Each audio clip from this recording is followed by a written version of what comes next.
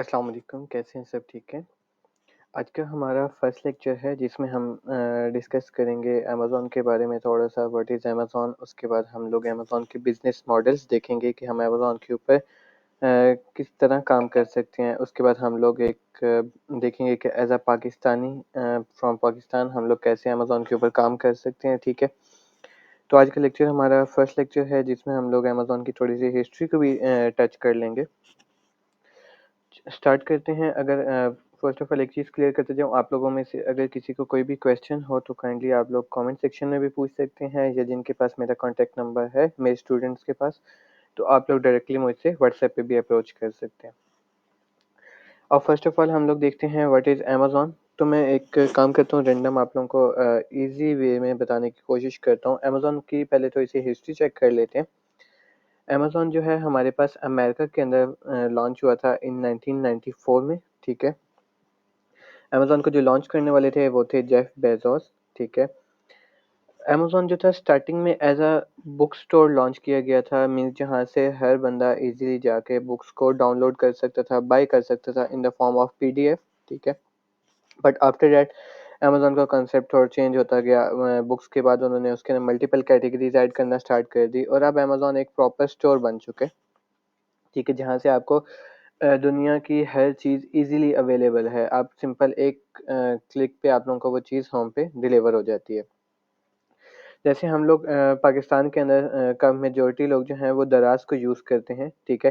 तो अमेज़न जो है वो अमेज़न अमेरिका के अंदर सेम इसी तरह काम कर रहा है, ठीक है? लाइक जैसे हमारे पास पाकिस्तान में दराज़ है, दराज़ तो एक ऐसा जितने बड़े वैल्यू पे नहीं काम कर रहा, बट जो अमेज़न है उसकी वैल्यू थोड़ी ज़्यादा है।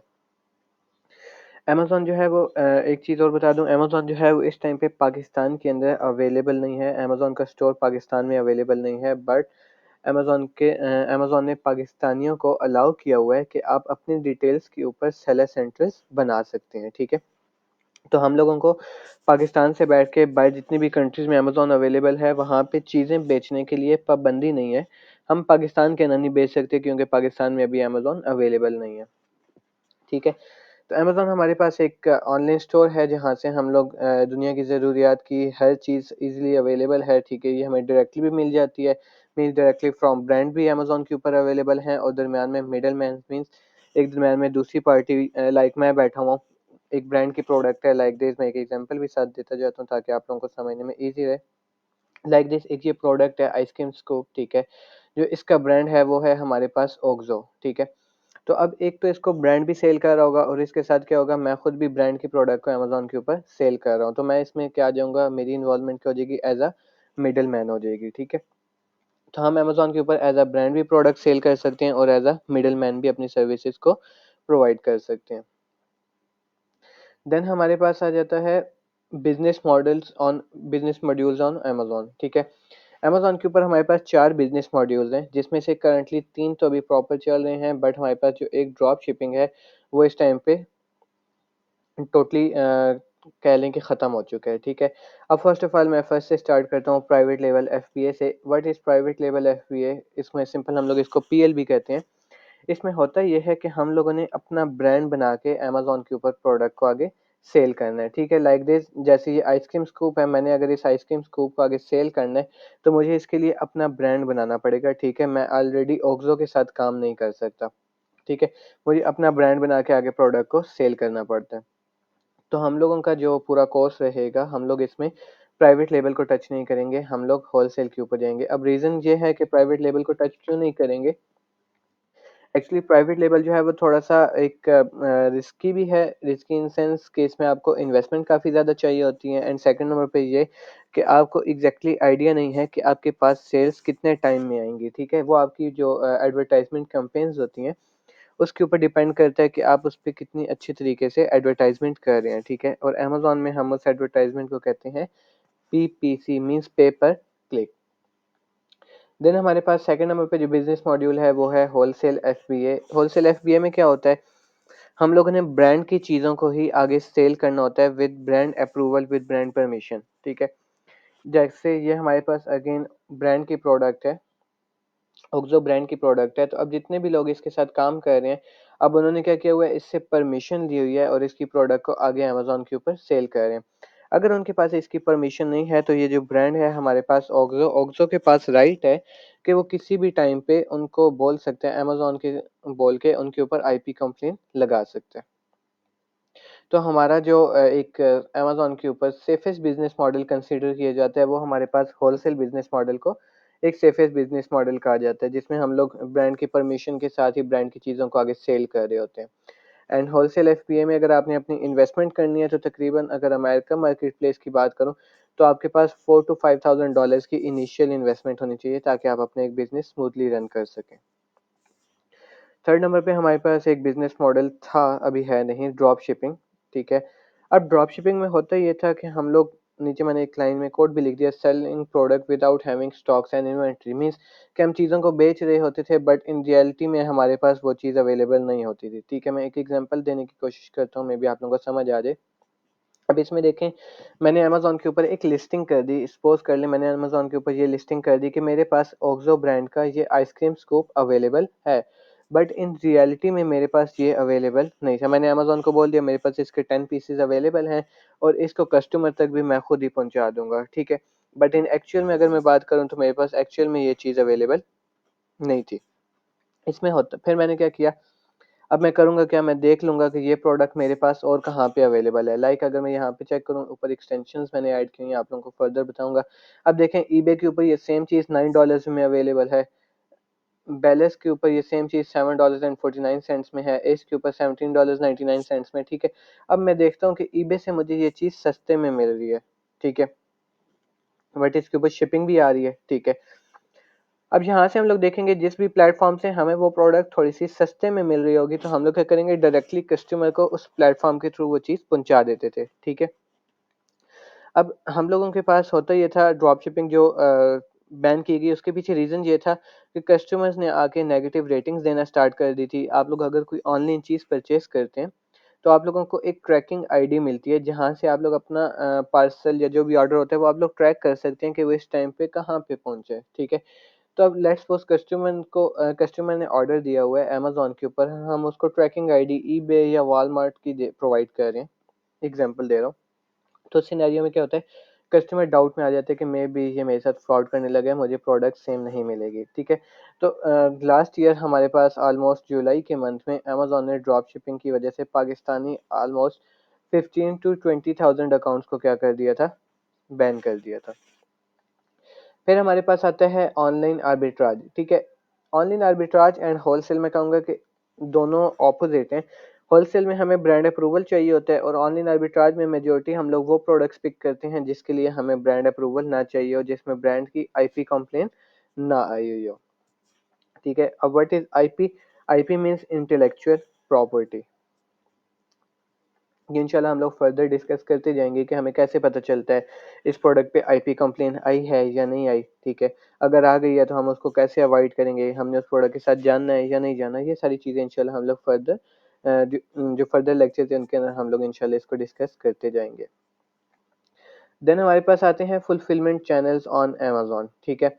अब as a Pakistani, first of all मैं अमेज़न की कुछ कस्टमर पॉलिसीज़ बता दूं कि अमेज़न रेकमेंड करता है कि आपकी जो प्रोडक्ट है कस्टमर को विद इन 7 डेज़ में डिलीवर हो जाए, और उसके बाद अगर कस्टमर ने एक चीज़ परचेज़ किया और उसमें उसको कोई फॉल्ट आ गया, तो वो आपको कस्टमर के पास राइट है कि वो 30 डेज़ तक आपको वो प्रोडक्ट रिटर्न कर सकते हैं, ठीक है, और आपने उसको रिटर्न को एक्सेप्ट करके उसको रिफंड भी करना होता है।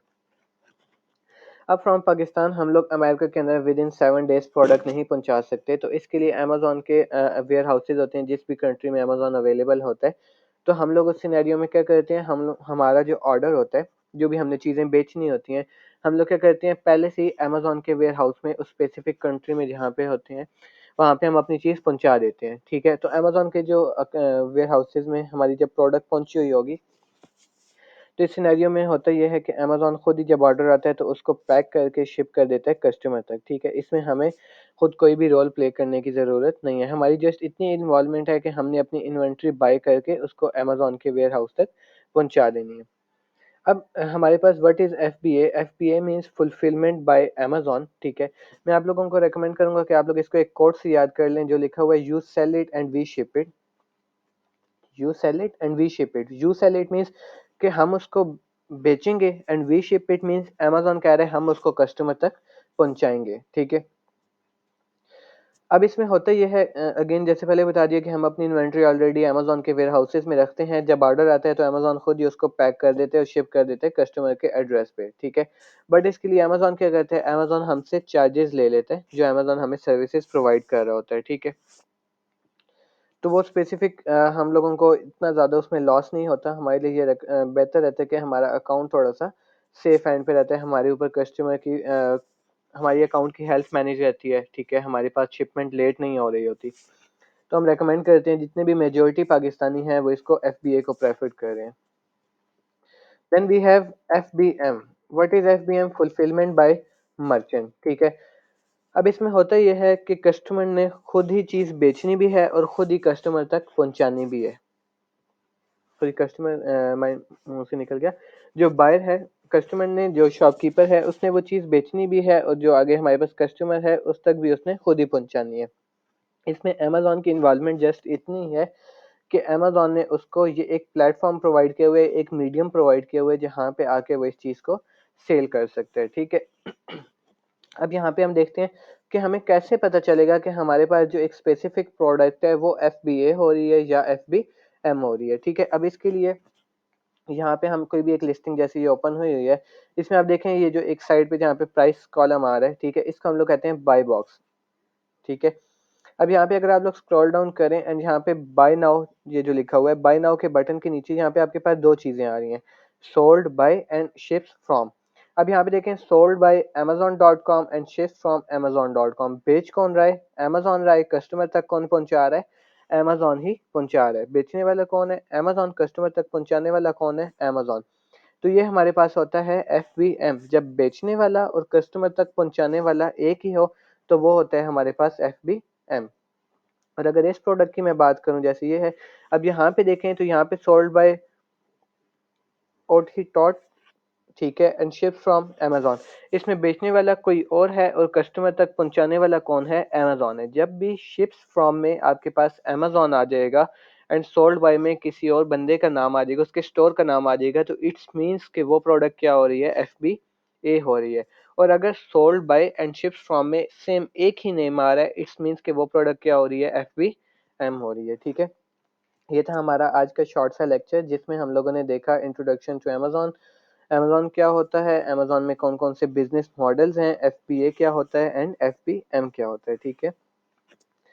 ठीक है, thank you so much. Next lecture जो हमारा होगा वो होगा कि हमें कैसे पता चलेगा ये स्पेसिफिक प्रोडक्ट हमारे पास होलसेल की है या प्राइवेट लेवल की है या ऑनलाइन आर्बिट्राज की है, ठीक है? और इसके साथ-साथ हम लोग चेक करेंगे कुछ इंपॉर्टेंट टर्म्स अमेज़न के अंदर यूज़ की जाती हैं, लाइक यूपीसी क्या होता है, एसइन क्या होता है, ठीक है? ईआईएन क्या होता है, आईएसबीएन क्या होता है, ये सारी चीज़ों को हम लोग इंशाल्लाह फर्दर क्लासेस में डिस्कस करेंगे जो हमारे इंशाल्लाह नेक्स्ट लेक्चर रहेगा।